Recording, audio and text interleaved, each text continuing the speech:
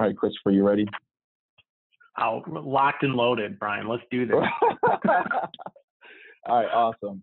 All right, so this week we are interviewing Christopher Lin. He is the head of learning at GE Healthcare, where he's leading the digital transformation for learning and talent development within GE Healthcare's global commercial and marketing functions. So, Christopher, thank you so much for taking time out your schedule to be with us today. Yeah, no problem. Thanks for having me on. Absolutely. All right, so Christopher, tell us a little bit about your background and what inspired you to get into, helping the learning capability within organizations. So it's kind of a funny story in that I actually originally thought I was going to be an engineer, and I hated it. So I was in engineering school for 3 years and then switched. And my major, somebody's like, just take a major that a people major, something you can do with. Don't do poetry or something like that. So no offense if anybody took poetry, but so I did education. I was going to be a math teacher. They're like, use your skills in math and be a teacher. And I was like, well, okay, that sounds cool. But I enjoyed working with people because I think it's fascinating, right? Behavioral science is fascinating, and just seeing how do people connect things? How do they then translate that into things? So to me it was fascinating, but I hated the public schools. I'm like, this is stupid. I can't work in this environment, just because I don't really adhere to the whole academic model that we all know doesn't work. So I've left. I'm like, I'm done with this. But the problem with it was when you go to school to be a teacher and then you decide you don't want to be a teacher, it's like going to med school and deciding you don't want to be a doctor. Nobody tells you what to do. You're just like, okay, well now what? So I went into sales, but it actually ended up working out because one, I got to see the operational side of things and really the impact people have on it. And that's what got my wheels turning, was like, this is kind of cool. And I got tapped for a special project to help build an onboarding program for the company I was with. I'm like, holy crap, this is pretty cool. I can do this whole behavioral science. How do we get people to do what they need to do? How do we get them equipped with what they need to be successful? And that's an actual job. And so then from there, it was like, well, now I know what I want to do. And I just kind of did it in different capacities for the rest of my career. And that's where I've been. Wow. So before we get into, personalized flexibility in the workplace, let's define it. So from your perspective, what is personalized flexibility? Yeah, so personalized flexibility is really kind of an adaptive concept from personalized learning, if you think about it. And it actually kind of falls on some of the same principles, which is everybody's different. Everybody's an individual, and you can't peanut butter spread. You can't do it with learning. You can't say this is how people learn, so we're just going to carpet bomb you with this approach and expect it to work. And the same is true with flexibility. And when you look at people, their circumstances are different. Some people have kids, some don't. Some people are in this situation, some are in that. And so to have really strict HR policies for adults on how they should be allowed to spend their time or the way they have to do work, it's just not effective. It's not treating them like adults. So when I talk about personalized flexibility, it's about really relinquishing those handcuffs and saying, you're an adult. Let's talk about what's important to you as a people leader, and then let's figure out how we accomplish that and hold you accountable for what really you're here to do, which is outcomes. Yeah. Now, Christopher, let's talk about the evolution of this. I remember when I was 3 or 4 and living in, with my parents in Brooklyn, New York. My mother would take me to school with her, right? Yep. And so this was in the 80s. I think that was an example of kind of personalized flexibility, right? How did this evolve? So this is an example of my mother taking me to school, right, back in the 80s, and now here we are in 2019. Was personalized flexibility, did it always exist, within organizations, and why is it becoming so important right now? Well, I think good organizations have always done this to the best of their ability, right? I think good organizations understood people are people, and people who are satisfied and engaged perform better than people who aren't. So I think companies have always kind of got it. What I've seen, kind of the macro trend that's shifted, that's caused such an explosion in this, is technology. Has just changed the whole landscape of what personalized flexibility could be. Because in the 80s, when your mom was taking you to school, there was only so much she could do. She couldn't take care of stuff while she was taking you to school. She couldn't, it was like, well, I can do this, and yeah, I have some flexibility when I go in, but I still have to ultimately operate in this environment because ultimately that's the only way I can get work done. Now, technology has completely changed the rule book. Yeah. No, that's fair. And so GE as an organization, well, GE is famous for a lot of things. You know, if you Google GE, there's several Forbes articles that talk about, profitability and how the company was managed. But there's elements of personalized flexibility, like best practices that GE has adopted. So, in 2019, 2017, GE is popular for this, but can you tell us a little bit about the evolution? Do you know at what point did the company collectively just make a decision to start, treating people differently? So I'll give my perspective on it, because I've only been here 2.5 years, and I can't speak for this is how GE decided to do it. But having been here, right? But and I think it's nuanced depending on where you are in the business. But I think there are some trends that I personally have seen within GE that I think I've seen in other companies, that when there's similar trends that you see in organizations, you're like, well, that's why they get it right, because they've been on this journey. One of the things that I think GE has done a good job of, in other organizations that have mastered this kind of personalized flexibility, is they actually trust the people they hire. And that may sound like a simple concept, and some of it can get out of hand, right? You might have the ego side of it where it's like, we're so amazing, we hire the best. But there is that level of trust and confidence that you have in hiring your people. And it's like, well, if we hire good people, we trust them, and we don't necessarily need to babysit them.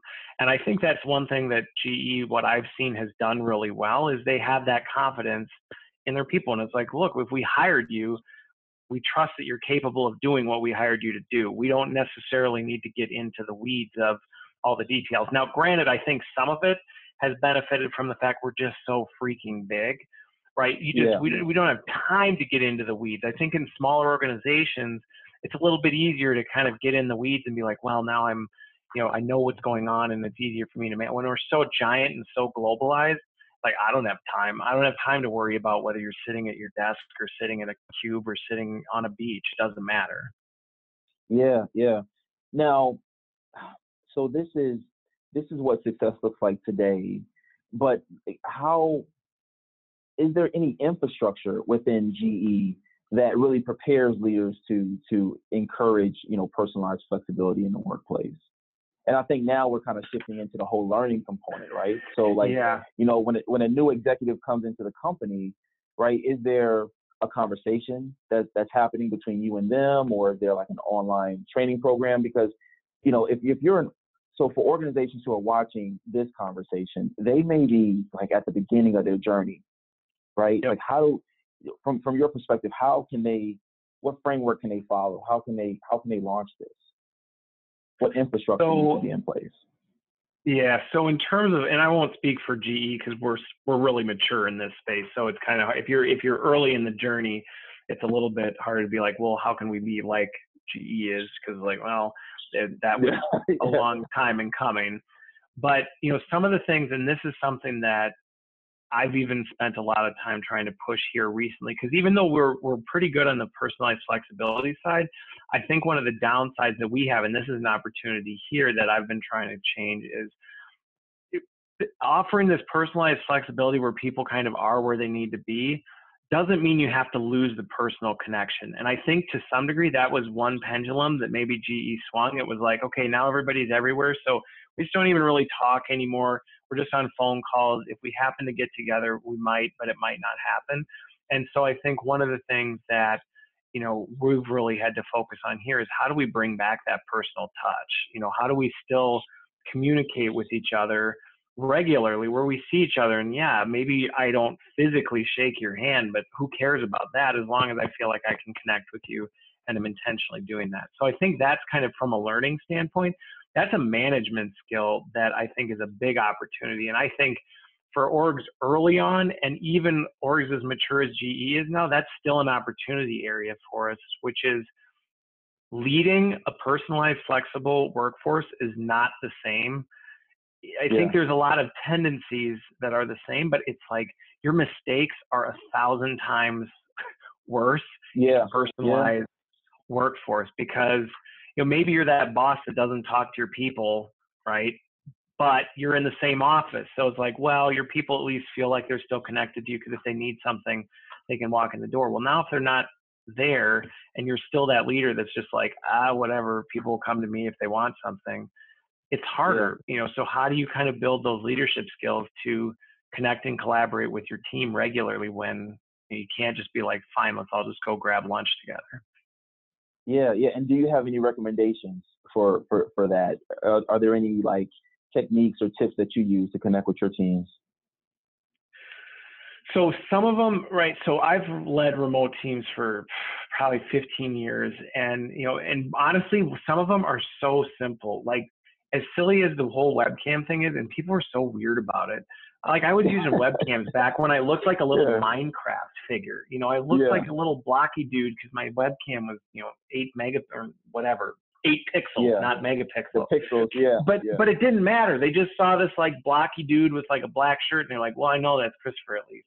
But it was such a simple thing, and people don't do it. And I don't know why. I think there's just a discomfort. I think that's something that, and some of it is, and this is something that I've done with other organizations, it's like, if you really want to be the leader and see that change, then you do it. Even if other people don't, it catches on very quickly.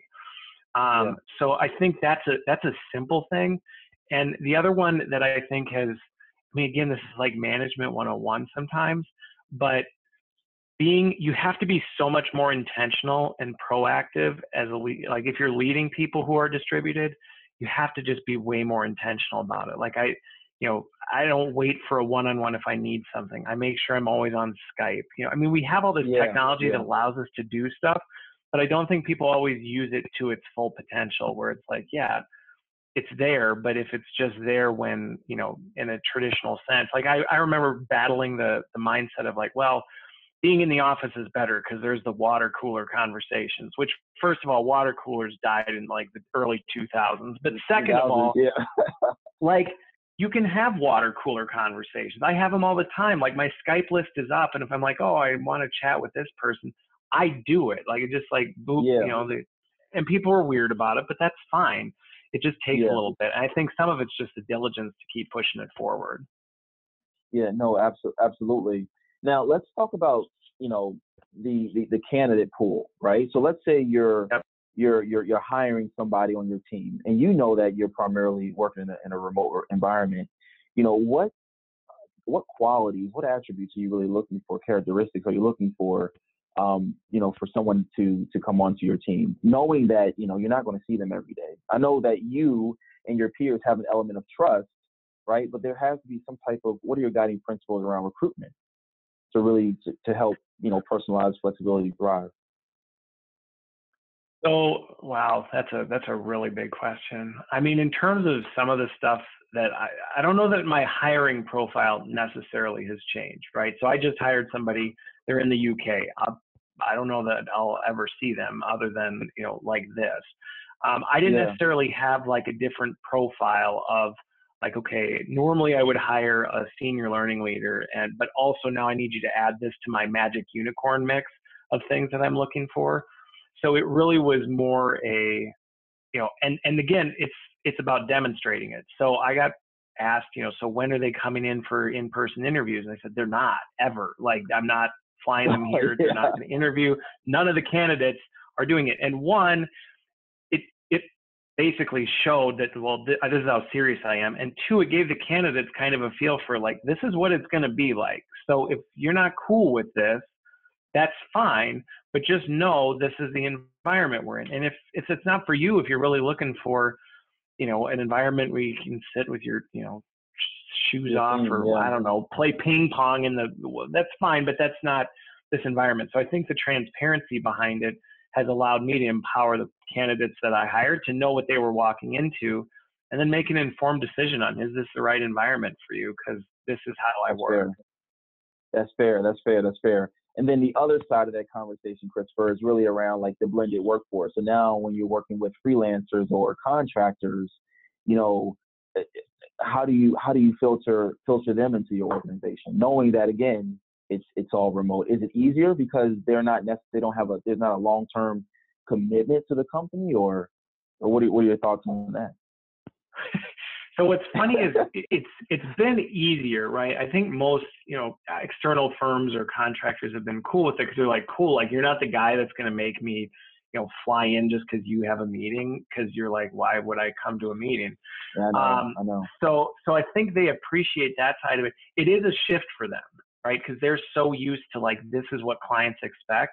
So a lot of times I do find having to push back and be like, no, we don't need that in person. I don't need you. I mean, if other customers want to, that's fine. I don't need it.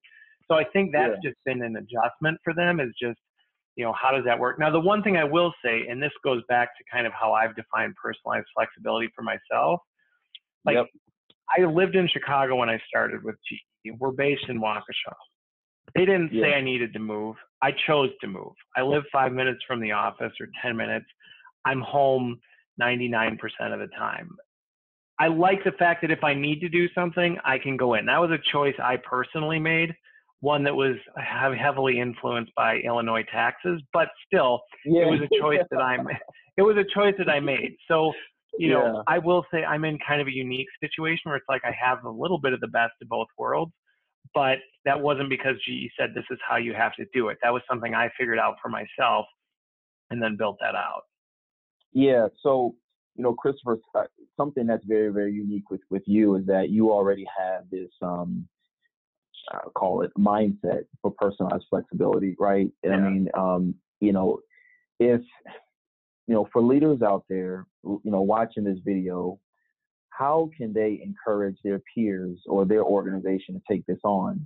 Earlier on when companies are, trying to, manage different programs around their talent, everything starts off with a project, right? So what's the business case behind this?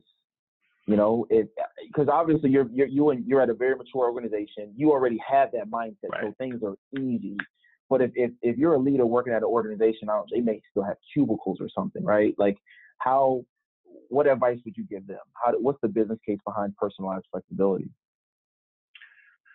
So there's no shortage of research out there, right? I mean, there's tons. All you have to do is Google like benefits of working from home, and you'll quickly see it. And that's just one example of I think sometimes people get on the war of like, oh, work from home, not work from home. It's like, that's not really the point.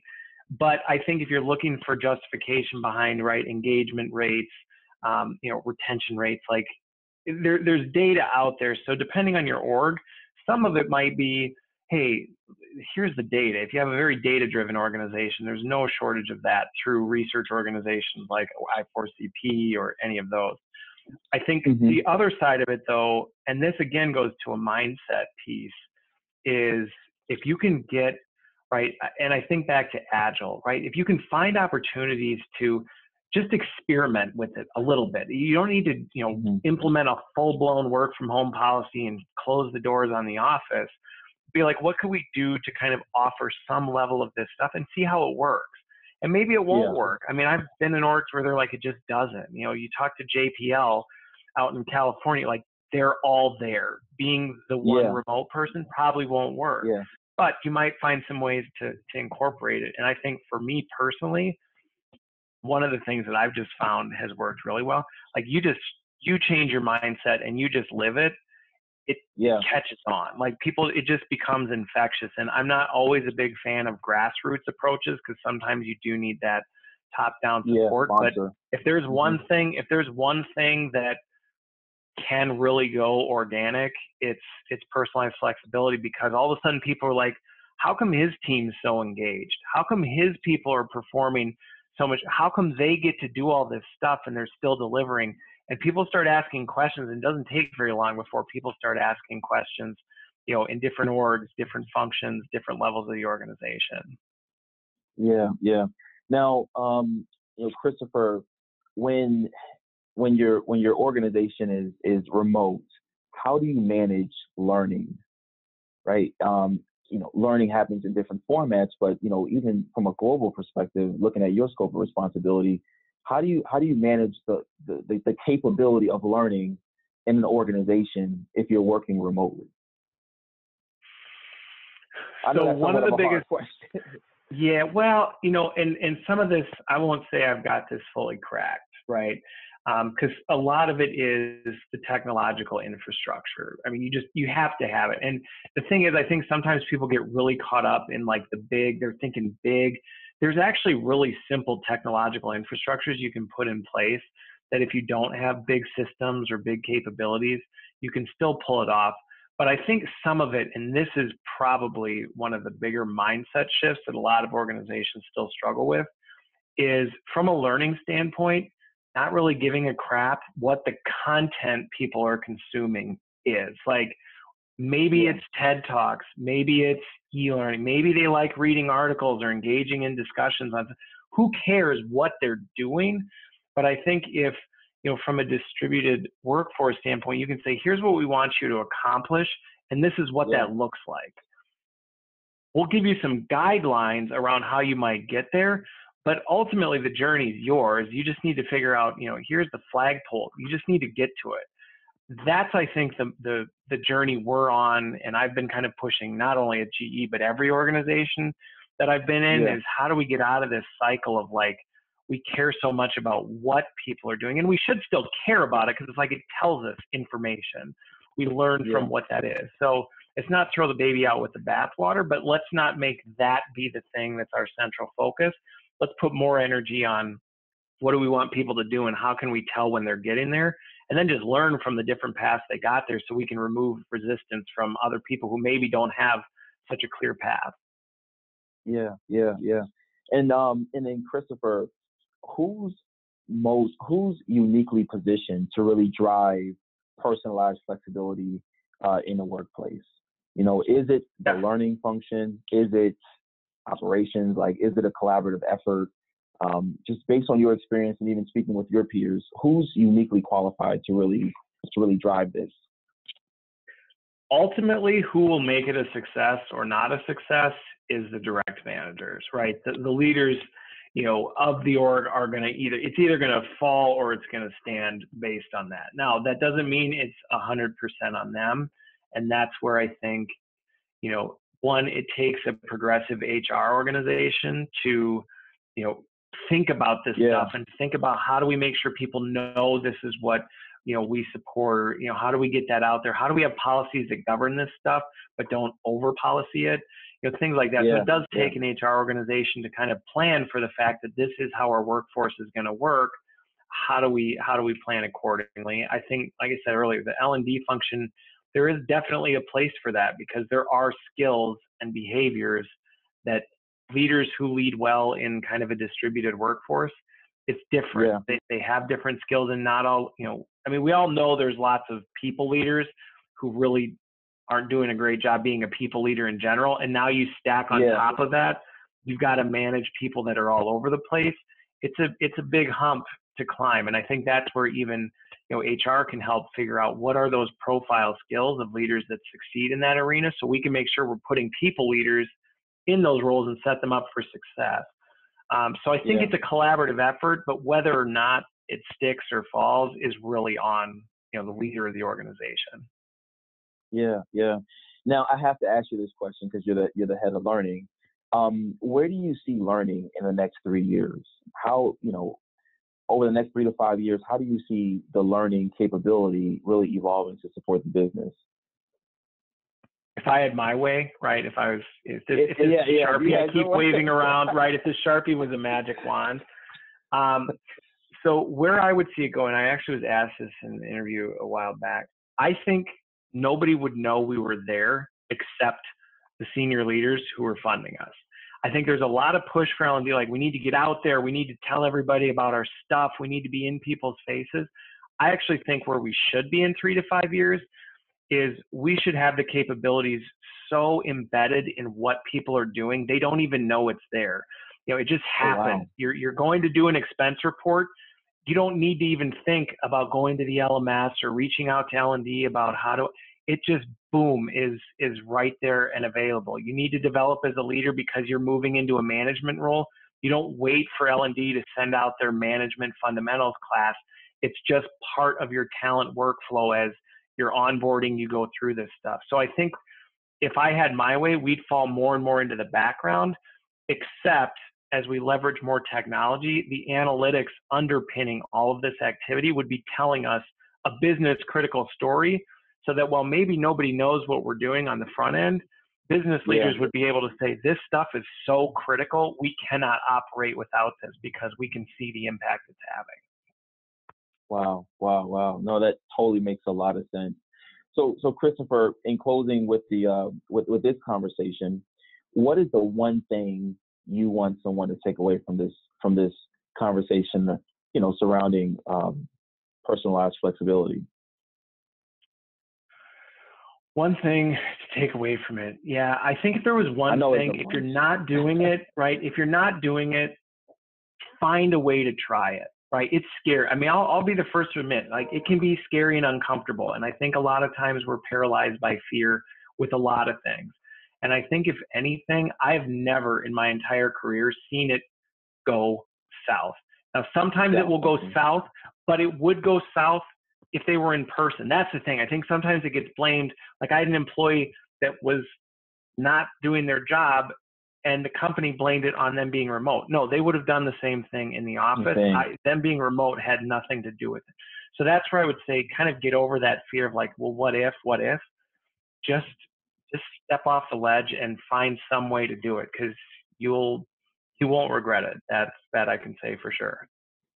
Awesome. Well, Christopher, thanks again for taking time out your schedule to have this conversation with me. And for those of you who are on the line, thank you for taking time out your schedules as well. This concludes the webcast.